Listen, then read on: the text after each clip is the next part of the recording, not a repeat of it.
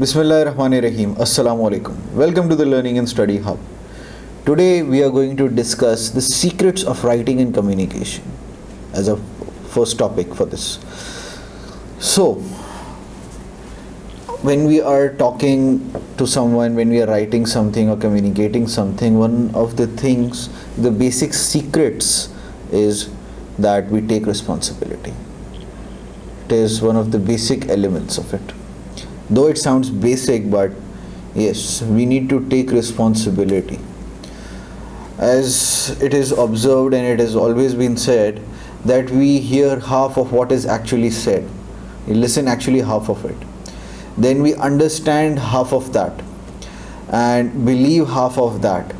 And at the end, we remember only half of it.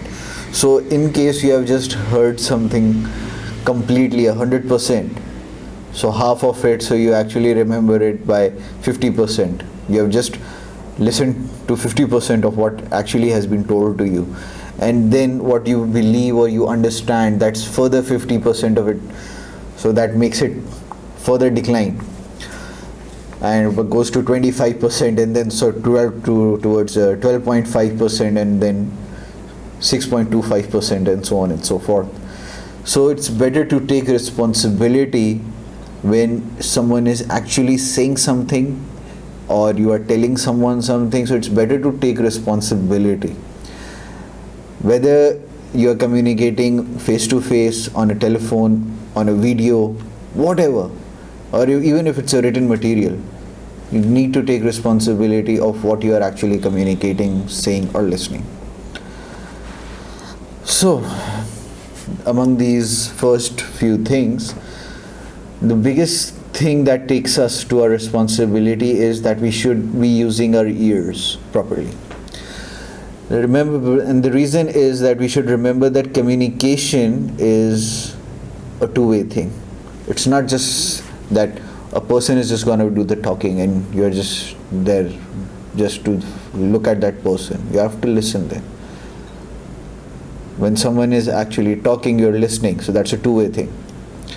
Then you need to take your time in case you want to respond, in case you want to ask questions. Pause for a moment. You can ask questions, but respect the point of view of the other person. That's the most important thing. When you are taking your time, you can even reword what you're about to say so that you're not actually going against either the point of view of that person or you're not making a fun or you're mocking them. Get in tune. A good communication should always be flexible. Like monitor the gesture of the other person who is actually speaking to you. What gestures are being used, how actually you're getting communicated. Be focused. Now this be focused actually means that you should always have a reason to communicate. Don't just open your mouth and say whatever you feel like. No. You should always have a reason when you're talking to the other person. There should be a productive communication. So what happens here is, if you know what you actually want, you're more likely to be focused that what you want to communicate. Like you're communicating with one of your teachers, you're communicating with one of your friends, you actually know what you want to talk about. So that means you are already focused on what you actually need to convey them. What's your actual key message for them? Then pay attention to the medium. Now the medium is either a face-to-face communication, a telephonic conversation, either a group meeting, a group discussion, even a video conferencing, whatsoever it is. So you have that particular medium. So in that particular medium, you need to see what's important. And in that, every particular message can be communicated in a particular medium, using a particular medium. Except for the fact that right now we are in COVID times and we have to use video conferencing all the time. But there are certain communication mediums that should be used specifically for certain communication of messages. Choosing your approach.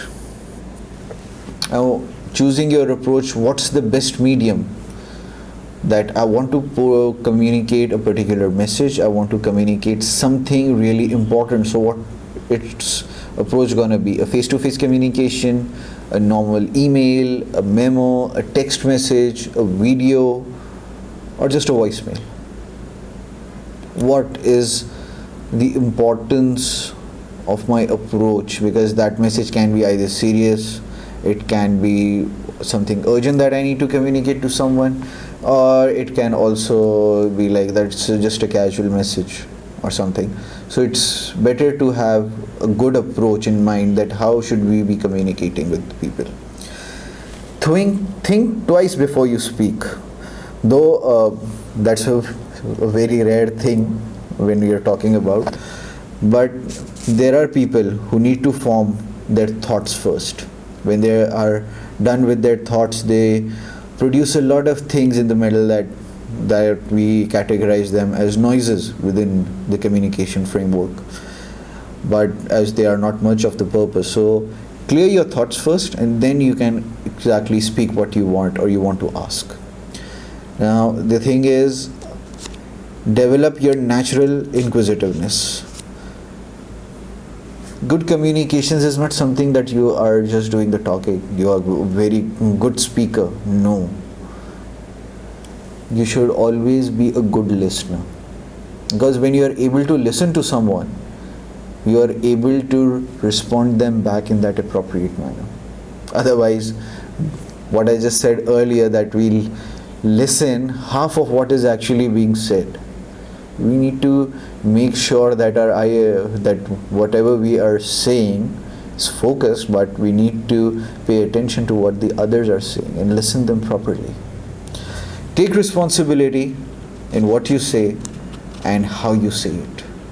That's one of the major keys of success or secret of writing and communications. So this was the first video of our writing and communications. Don't forget to subscribe our channel, Learning and Study Hub. Keep following us for more updates. Thank you.